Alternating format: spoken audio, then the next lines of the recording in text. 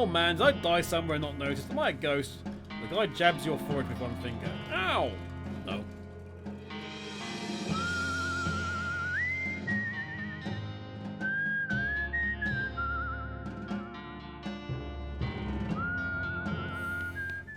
But we did have the elevator button. We do have an elevator button, so we can go. You give the elevator operator the button you found, and she sticks it into the empty buttonhole on the elevator's control panel. How many people did you have to set on fire to recover that button? Geez, you sure know how to hold a grudge. The elevator operator just glares at you. Which floor do you want to ruin next? Okay, 3rd floor it is, everybody. Oh no, horrible animals. Music room. Let's just go from over here. The kids' rooms. Oh god, multiple kids' rooms. You do not trust this horse one bit. Okay, well, I do not trust these lamps one bit. Off they go. Wow, that music is creepy. Looks like this is where the creepy music is coming from.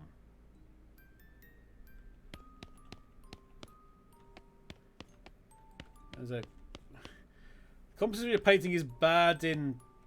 What did it say? It's bad in every way. Okay. This teddy bear has been completely and enthusiastically disemboweled. Oh, hey. Oh! This stuffing will be perfect for making a silenter. Sorry, Teddy. This is for the greater good. I got a wad of stuffing. For the baby supplies you don't understand, like changing rings and nursing pillows.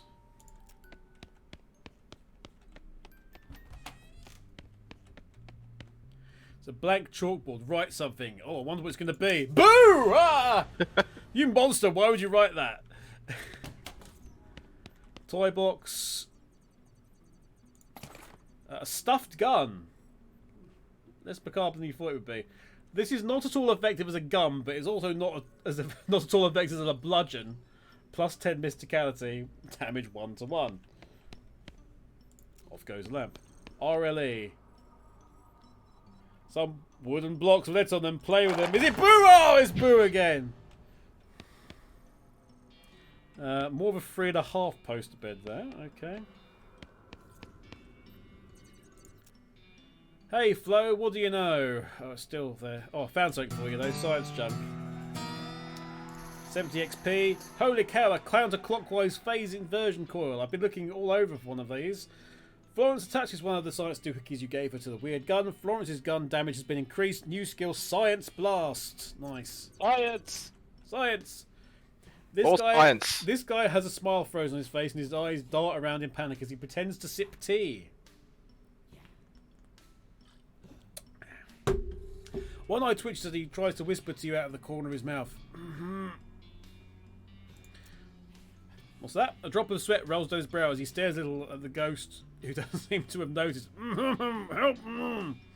Still not guessing it. Can you speak up? His hands are shaking. If he were holding an actual teacup, it would have probably shattered by now. He hisses at you through clenched teeth. Sorry, I can't understand you. Bye. This little girl ghost is serving imaginary tea to her guests. The doll, while terrifying, is largely indifferent. The museum employee, on the other hand, is playing along with a Richter's grin on his face. The girl wears an annoyed and disappointed frown. Hello there, my name's Archibald. Can I join your tea party? If you want, I guess, but it's a terrible tea party. Oh, what's wrong? You aren't having any fun? All I have is dumb made-up tea. Oh, and a proper tea party like Mama took me to. Tell me more about that party. We went to a real tea room. It was so pretty. There were vases and vases with flowers in them, and everyone was all dressed up in suits and pretty dresses. And there was white china teacups for the tea. Real tea, not imaginary. Well, that sounds very nice. It was. I was so nice, and everyone was so polite and charming and elegant. Until the fighting started anyway. Oh, there was a fight? Well, two of the gentlemen got into an argument. I don't know what it was about. I guess one said something the other one didn't like, and he was so insulted he threw his tea right in the first man's face. And then they took out their guns and started shooting at each other right there in the tea room. Whoa! They were still really elegant though. They had little silver and ivory pistols, and they kept their pinkies out the whole time. Anyway, I don't remember the rest very well, except one of them missed the other and shot me by mistake. Oh dear. Thanks. But it's alright. Heaven's supposed to be really nice, so I guess I don't mind so much. But I didn't get to finish my tea party, so I want to have another one before I go. Except I don't have any tea, and make-believe tea isn't any fun anymore. Okay, I'll see if I can find some actual tea for you. Did you have a tea Tea set? set? We've got a tea set, haven't we? No, that doesn't count. You've got a tea set, but you haven't got any tea. Tea, yeah. Hang on. Oh, God. Right, okay, next. Lamp! What's this? It's a doll mine. How adorable. Just look at all the little mines and mine carts and mine shafts and bowls of minestrone. But what's this? There's a tiny stick of dynamite stuck in a little borehole. This toy is interactive. You've got an item, tiny stick of dynamite. Did you know that firecrackers are just tiny sticks of dynamite? And that this is an even tinier one? And that a pumpkin is technically a berry? Which is true. Right. This is a much nicer vanity than any of than that of an average frontier teen, apparently. Gussy yourself up a little. Use the various powders and creams and pomades to make yourself slightly more presentable. It's pretend, isn't it? 60XP. Daniel Boone. There's a Daniel Boone poster. One corner is loose. What's behind it? Ah, boo! No. Someone's been slacking on their geometry homework, tisk tisk. Do it for them. 45 mysticality.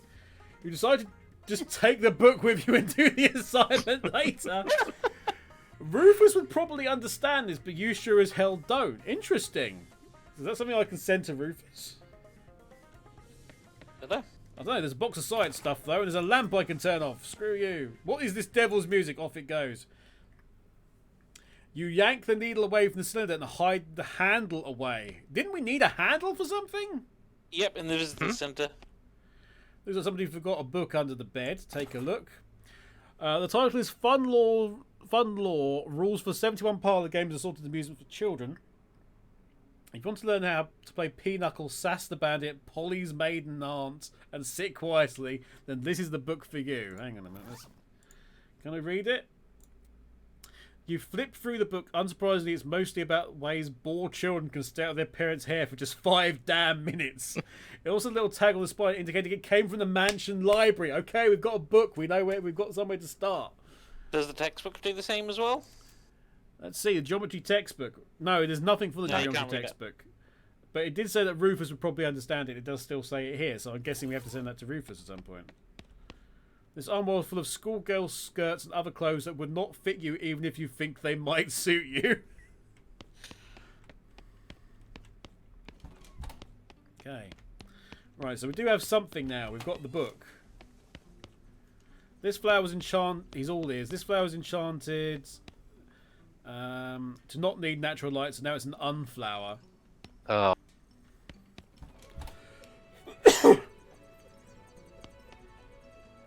Mutty decaying pile of old music books.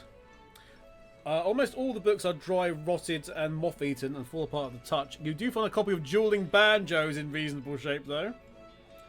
This is a book of sheet music for the classic song Dueling Banjos. There's a library call number written on the spine. Aha! More! Oh. Stay here, thank you. Can we read that as well? No. No. Off with you, lamp! This is a bassoon. And you know what they say? It makes an arse out of N and what? Boo!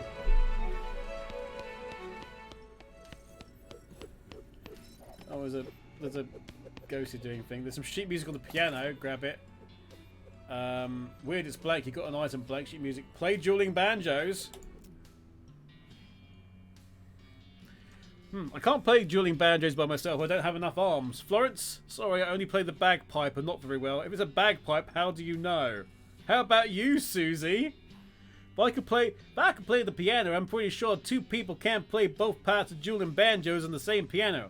In fact, I reckon it might be straight up illegal to try. You guys are no fun.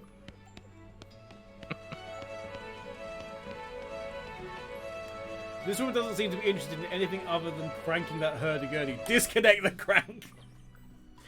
You definitely disconnect the crank from the hurdy-gurdy without alerting the woman's attention, but it turns out you needn't have bothered. She continues to turn the crank blank-eyed, even with nothing attached. You grab the end of the crank and pull her very slowly to the gift shop where you find a Victrola to plug her into. Okay. Problem solved. Oh, so we've found our way all the way back here now. Info desk. Oh, some info. Oh, hi. Thanks for freeing me from that book. You still have marks where the engraving is pressed into your face. I'm hoping they will fade with time, but if not, I can always quiz myself while shaving. What do you have here? I provide information once I'm sure. Great, that's what I'm here for. What would you like to know? About Mrs. Gunn, Mrs. Gunn's family, Gun Manor rocks. Actually, never mind. I think this is all just flavour text, isn't it? Pretty much, yeah I believe so. Skip that for the time being. Oh, it's you, my hero and saviour. Look how pissed he is. Having greeted you, he now stands perfectly silent. Oh dear. You should also be able to go in there now. You've got the key, I think. Yes, you should be able in to. here, in this other bit. Yes. Yeah. Yes, the carriage house door is locked, but you've got the key. Unlock it, then click, go inside. There's a pair of old hedge clippers. Glad. Oh, okay, hedge clippers. Gotcha. A near empty herbicide can and a handful of nails. Instantly kill all plants, but feels like there's only one plant's worth of deadly chemicals left in it. Oh, okay, sure thing. Need some nice. There's a man there smoking something. Well, various boring tools like drills and awls. Tools are boring. Just a lathe. It's not worth getting into a lava over. Okay. Part of these balls build something. Oh no, it's a no. Could this be a B? Could this be an O? Oh no, it's boo again. You're just oh, quaking in your boots. Achievement unlocked. Yeah. Find all the booze. Find all the booze. There's a guy slouching in here, smoking a cigarette. Hiya. Hey, sup? Do you work here? Are you a parking attendant or something? Yeah, I guess. I validate people's parking and that. Can you? I'm on a break. Oh. Well, really? Everyone's on the break, kinda? What do you mean? A whole bunch of ghosts showed up in ghost carriages all of a sudden? Everyone's either hiding out or kidnapped? I got here with a ghost carriage. Oh man, did I die somewhere and not noticed? Am I a ghost?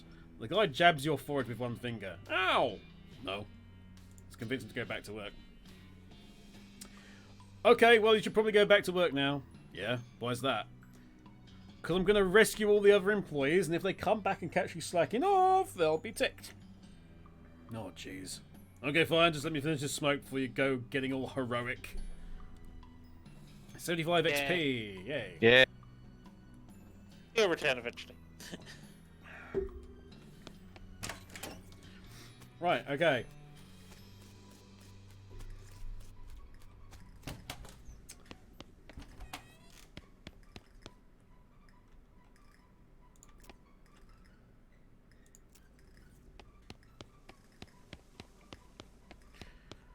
To the library we go. You have two books you could put back, Fun Lore and Dueling Banjos. They go on different shelves, so you can't do them both at the same time. Fun Lore, I guess. Basics of Gun Lore. Because it's Fun Lore. Yep. Next book on shelf is titled Gun Lore, which might be even more insane. You've got the basics of Gun Lore. Okay, we'll definitely give this a shot. So let's try Dueling Banjos then and see what that does. Duel Lore. Previous book on the shelf is not dual laws, which means to be honest, legal issues surrounding dueling. Never know when that might come in handy. Duly noted. Okay. Let's read those then. Basics of gun law. You learn basically everything there is to know about gun law. Now you can be the prosecuting attorney and defense counsel in addition to judge, jury, and executioner. You got a perk gun law. After that, you put the book back on the shelf. Time to dispense some justice. What does the perk do? I don't know. Hang on a minute. Duel law. Let's read that. You learn about all of the laws pertaining to dueling. It turns out when two guys want to murder each other in a fair and reasonable manner, things get legally tricky. You are reasonably well informed about this Specific subset of gun law pertaining to duels and duel adjacent activities. +5 pistol attack damage. Nice. Okay. Let's go back to our character sheet. Character sheet for that, yeah. Gun law is... you know enough about gun law to know that they who have the guns make the laws. +5 pistol attack damage. Okay, that's good. Yeah.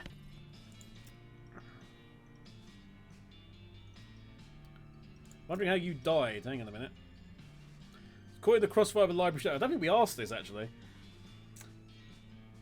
Was caught in the crossfire of a library shootout. Wow, what happened? A pair of ruffians got into a heated argument over the comparative merits of Chekhov versus Ibsen, and when they started shooting, I attempted to step in and stop them. I simply went to abide gunfire in my library. It's far too loud. Oh God, we could ask about the Ibsen versus Chekhov. No. That was your only objection, the noise? That was quite sufficient. I won't tolerate noise of any stripe, and certainly not gunfire. I'll see what I can do. Well, I'll ask if you really want. I'm not going to bloody read it. No, it's fine. Too late now. I'll ask you just in case it... Too late now. Hang on. Get rid of library stuff. Nah. Nah, it's gone. Too late now. Never mind. Never mind. I can look it up if I do the game again myself. I need to do a run the through gallery, wasn't it? Again. Yes. Yes, the gallery does have the lawyer. Or attorney, objection will to your face. What's your problem anyway? But in fact, I think you'll find I'm quite conversant in the finer points of our justice system, pertaining as it, particularly as it pertains to guns and gun-related activity. Horseradish, you're all trousers, no briefs. Oh yeah? Well, just try me, smart lady. Fine. Obviously, you aren't going to leave me alone, so just ask your questions. Ahem. I'm Archibald Dugan, speaking for the record. State your name, occupation, and cause of death. Felicity Wright, defense attorney, lost a court-approved trial by combat. What trial by combat has been outlawed for like 15 years? You do understand that ghosts don't visually age as time passes, right? Oh, right. So your client called for a trial by combat, which meant you and the prosecutor had to face off in a duel. That's correct. And you lost. She squints at you. Are you acting dumb to try and throw me off guard? I withdraw the question. Now, I'm just a simple country, Archibald Jukington, but why are you stuck as a ghost? Because although trial by combat was already well out of fashion at the time, it was still a valid legal recourse. I should have been prepared for the possibility, but I wasn't. My lack of training resulted in an innocent man being executed for murder. Oh, how was he executed? Hanging, I assume. Obviously, I wasn't around to see it. So to release you, I'd need to... The trial duel was completely fair and above board. There is no chance of there having been foul play on the prosecutor's part. My loss is my own. Now, I'd have to prove your client was actually guilty and therefore your feelings of responsibility are misplaced. The look she gives you is hard and cold. Look, you think you know a thing or two about the law. How about you tell me the first rule of being a defense attorney? Don't make fun of the judge's beard, don't refer to his gavel as a weird little hammer, or don't accidentally call him Mom. Points in the Ace Attorney games. Indeed. And you can take the pick. Doesn't matter, does it? Hang on. Probably not. Chat, 1, 2, or 3. First person to type the number gets their answer.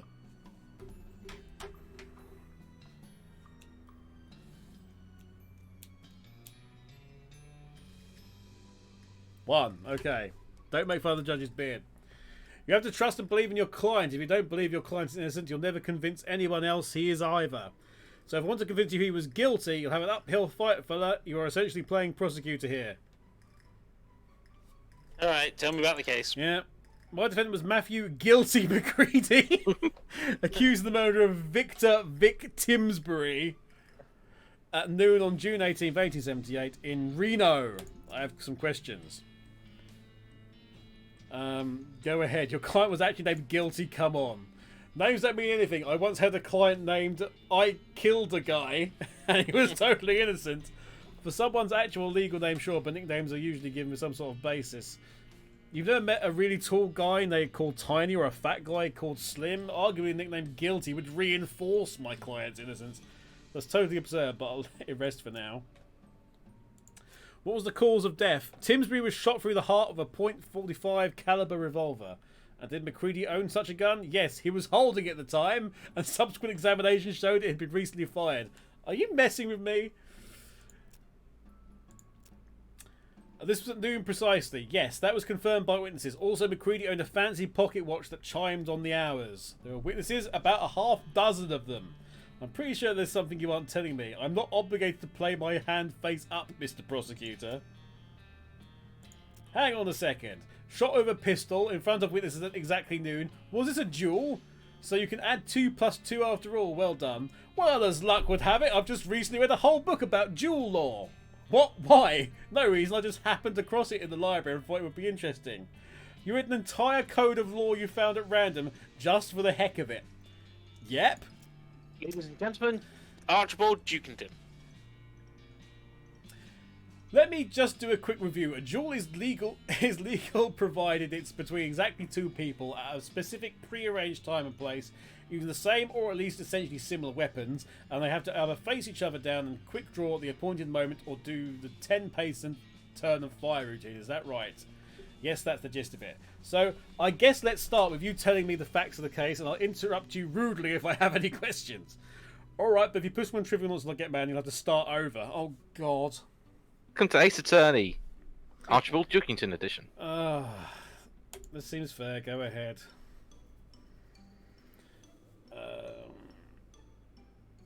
Okay. I give it the saloon.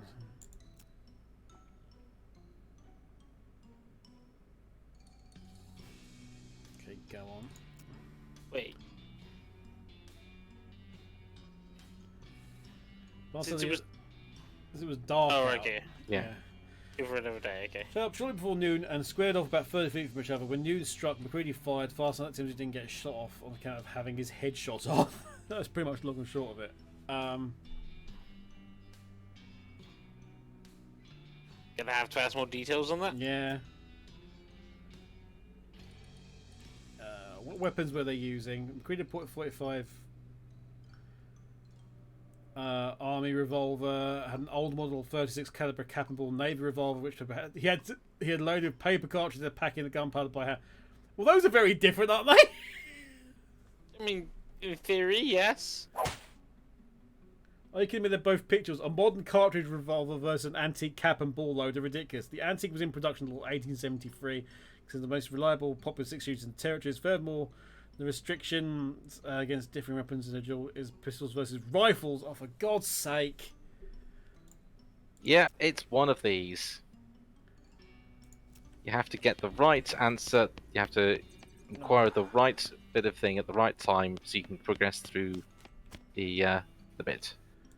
Let's go. Okay, right. Go on. Go on. Go on. Find exactly at noon. Yes, as soon as the church bell started ringing. You also mentioned McCready's pocket watch. Yes, he had a fancy pocket watch that chimed on the hour. Is that important for some reason?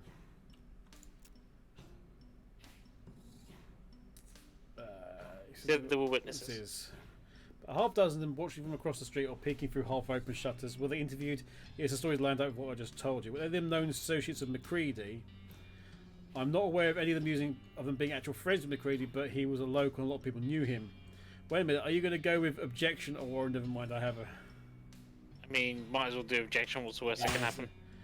Objection. Oh, come on. Any one of those people could have interceded on McCready's behalf. And what? And done what exactly?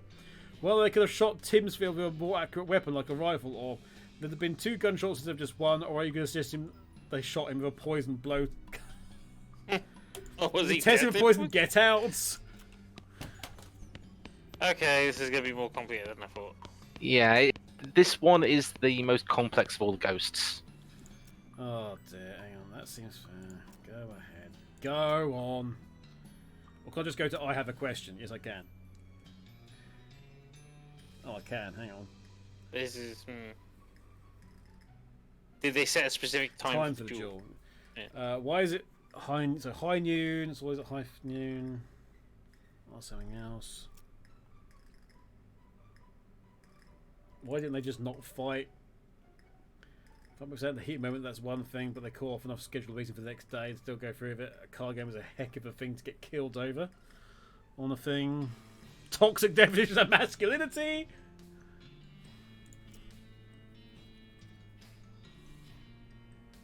Never mind, what happened next?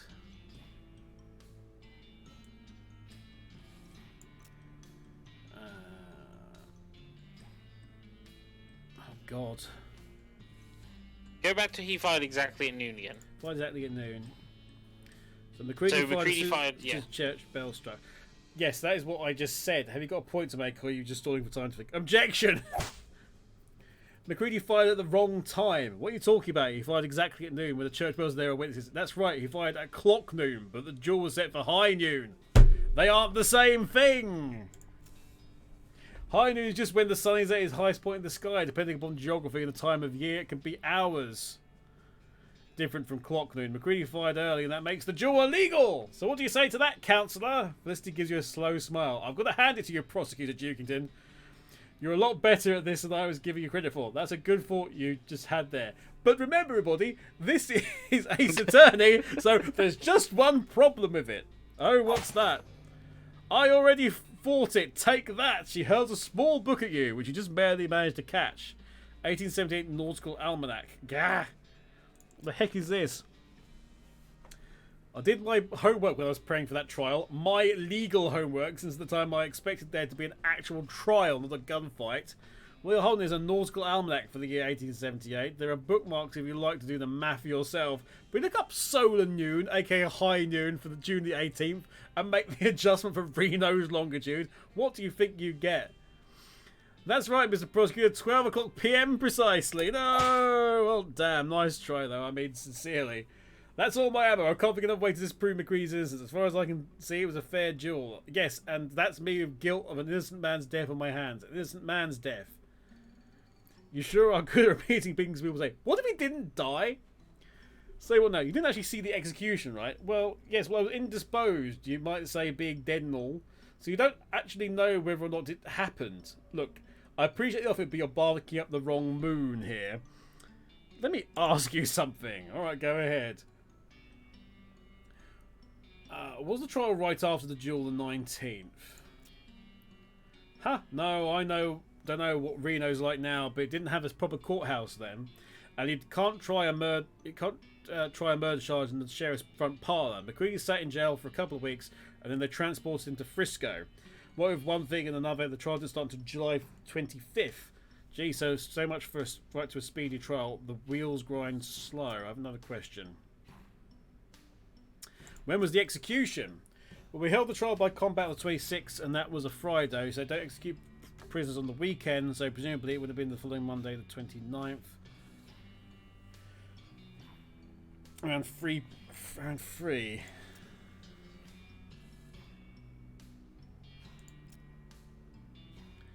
Gunfighter through and through.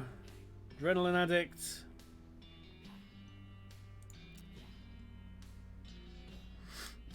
A good head for numbers, never forgot a date.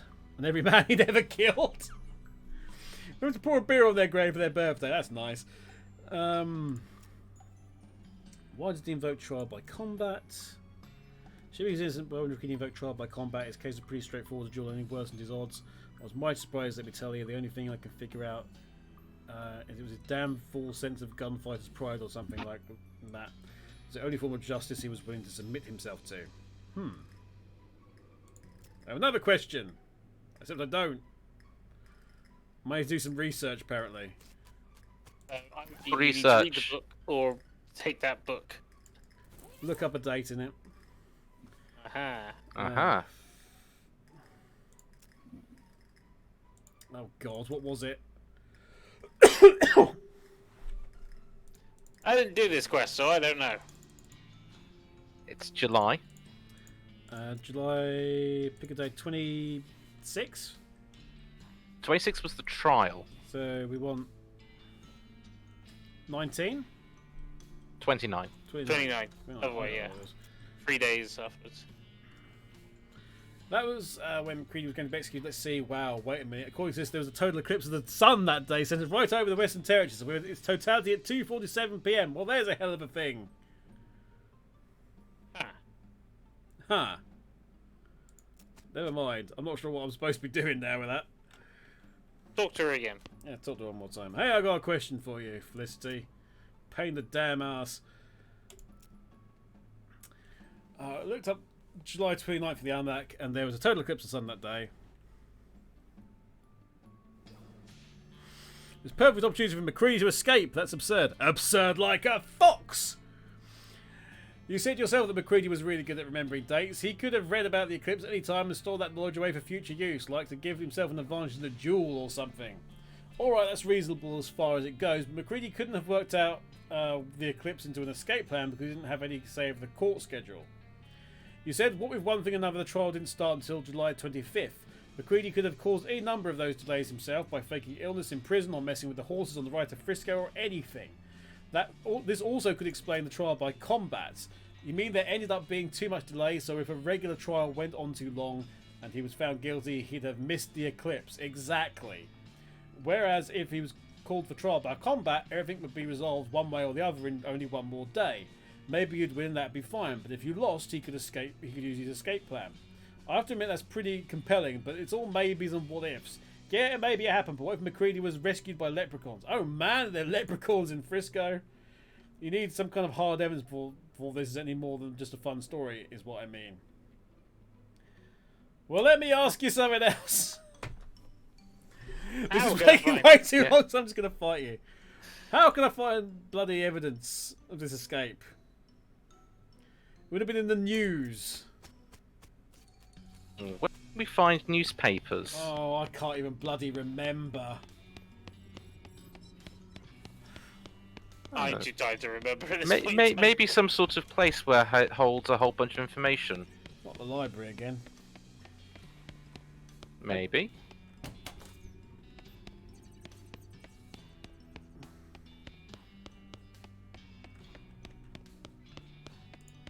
I think if you just investigate. Oh, here you go. Find a few bundles of old newspapers at the bottom of the shelf. The Frisco Newsinator. You start at the bottom of the stack and flip through until you find the paper of the week of July 28th to August 3rd, 1878. The main feature has to do with the eclipse and various accidents and spectacles that occurred because most people weren't expecting it. The editor apologised for burying the announcement in the previous week's weather forecast. Most notably, all three men scheduled to be hanged on the 29th escaped in the confusion. Only two of them were recaptured. Unfortunately, their names aren't given. Oh, for God's sake. You don't find anything else relevant to the case, however, as you're putting the papers back in order on the shelf. A headline on the more recent issue catches your eye. Husband of famous inventor missing. The article is light information, but apparently Mrs. Gunn's husband, Dan Gunn, vanished on the road while travelling to Dirtwater on business about 6 years ago. Law enforcement suspected bandits, but no evidence was found. That's kind of grim. Now we return. Now, to the lawyer. I hate this bloody lawyer.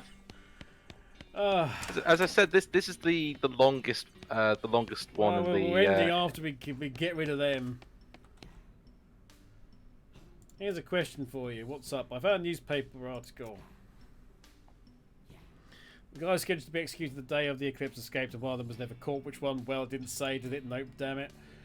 Executed criminals aren't given gravestones with their names on them, so listen, you can't just go around Frisco Cemetery to find out. Listen, Archibald, I really appreciate what you're trying to do, but at this point you would have to actually find McCready himself to prove that wasn't due to my failure. Oh no, we've got to find this guy? Is it the guy over there? No. Okay.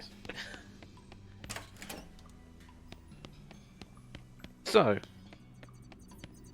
in order to finish this off, you need to actually do a little bit. You need to head back to Dirtwater. I've got to go back to bloody Dirtwater. For God's sake. I think you may want to speak with the lawyer first, though, just in case there's any last little bits to point in that direction. Stay here. Well, is that what the news article about Dan Gunn is? Yes, Referencing. but you may want to just sort of. I know that when I did it, it didn't quite trigger until I had to go back and actually speak to her about something. Whether it's that or not, I'm not. This 100% is sure, but long-winded. it is a long-winded. The idea was you start looking for McCready. Yeah. So yeah, Right, so now you can go to it should be Dirtwater. fine. If you hit the map, you can go straight there, I think. Yeah. If you click the map, you can just go straight back.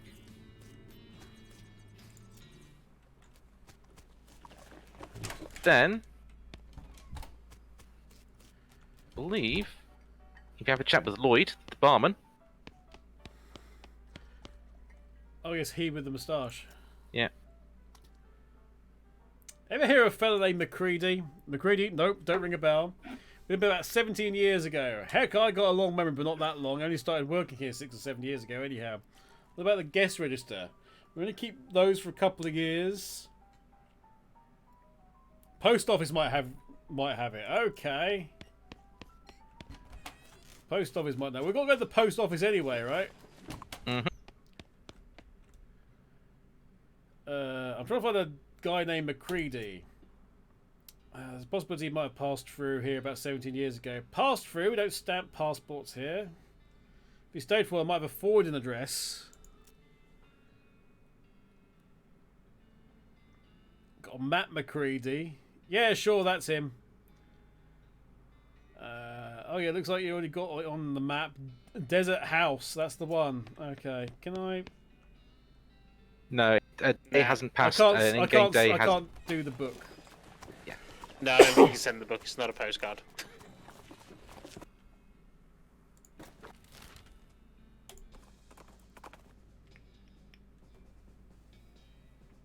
Out in the middle of the desert, you find an abandoned minecart sitting on a section of minecart track about 12 feet long, which starts nowhere in particular and ends less of somewhere in particular. Check it out. Unfind meat nugget. You gain 10 XP. We've got the mine-splaining route bonus on that as well. The house in the desert. Well,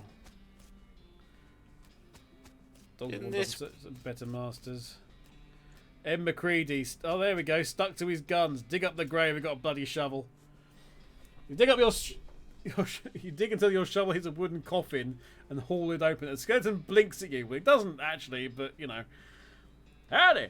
Howdy. Are you guilty, McCready? Well, no. I only had that nickname in. Whoa, what year is it? 1895. 17 years. No, I tell a lie. There was one time 8 years ago. The same McCready that escaped the gallows during an eclipse. Well now, since the statute of limitations expired, I might as well fess up. Yeah, that was me. Real sweet plan, too. Apart from one little hitch, it went off smooth as silk. Even worked in a little misdirection to lead the law to them other two fellas instead of me. So was it right, too. They were real murderers, not like me. I never killed a man except in a fair fight. Except for that one little hitch you mentioned. You miscalculated how long to delay the trial. So in order not to miss the eclipse, you called for a trial by combat. Oh, well, yes, that's true of it. You're blaming me for Miss Wainwright's death, I suppose. Why didn't you just trust her? She would have gotten you declared innocent. She had a real good head on her shoulders, sure. But so did that prosecutor fella. I didn't rate the odds better than 50-50. Not good enough. And anyway, trial by combat was part of her job. She should have been ready. That stinks. She trusted you. She's a ghost now because she feels guilty about losing that trial. I spent ages trying to convince her you were innocent, and she's backed you every step of the way despite the fact that you got her killed and you don't even care. Hell, you bite your tongue, sonny. You don't know me. Don't care? I did what I felt I had to do to stay alive, and I felt damn guilty about what happened to Miss Wainwright. But I ain't taking all the blame for it, no sir. She'll tell you herself she should have been better prepared, just like she told me that day, apologizing with last breath. I gave up gunfighting for her. Gave up the only thing I lived for. That's how I felt about it. You gave up gunfighting? Weren't easy, but I did. Bought this house, bought this land, raised some chickens, and had a little vegetable garden. Place has got to hell since I died. That's a shame. Anyway, I never fired my pistol again, not even at a damn fence post. That's not what it says in your grave. Oh. Yeah, read it again. That's the fella that killed me, having a little ironic joke, I reckon. Someone killed you? You're only the second person to track me down. First one was 9 years after trial. Vic Timsbury's brother, hunting for revenge. What happened?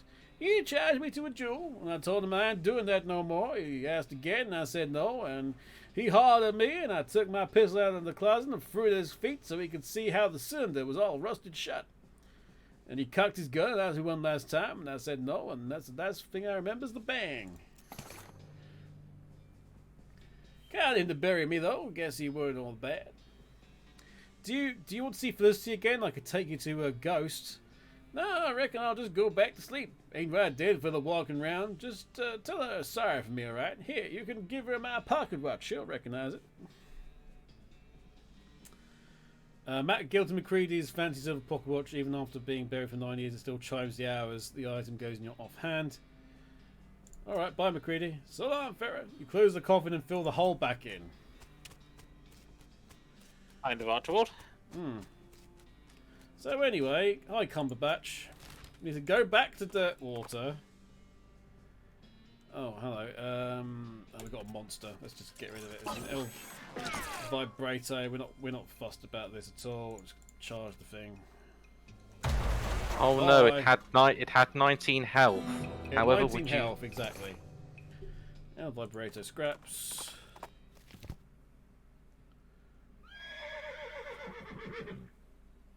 Yes, very nice Cumberbatch. Cumberbatch. I second that. Okay. So anyway, in through the door. In through the door. Up the elevator, 1 floor. Up the elevator, 1 floor. To the gallery. Across the gallery.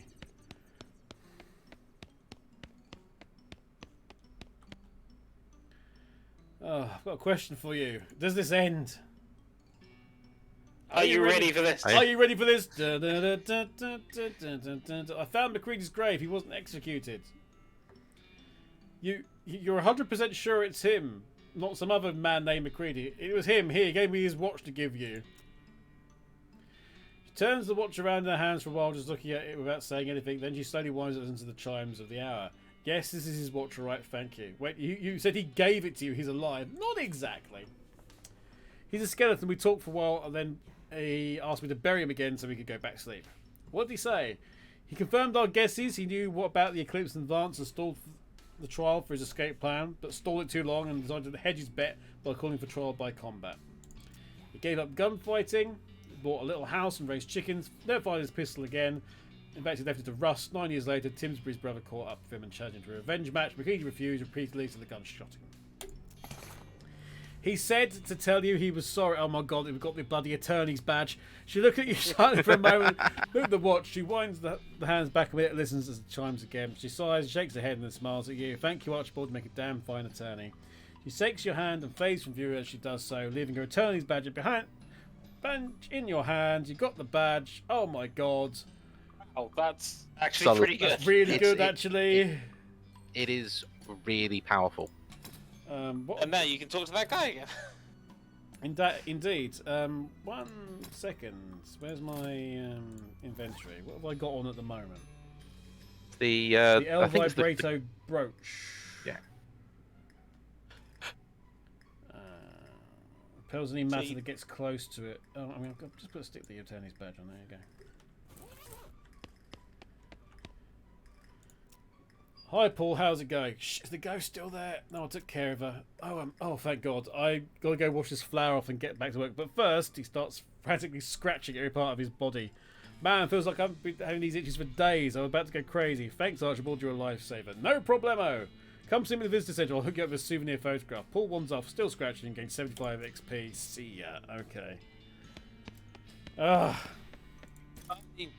That's a point to go. Yes. 1 down, 12 to go. 12 bloody things to go. Right, okay. Now... does it auto-save? I can't remember.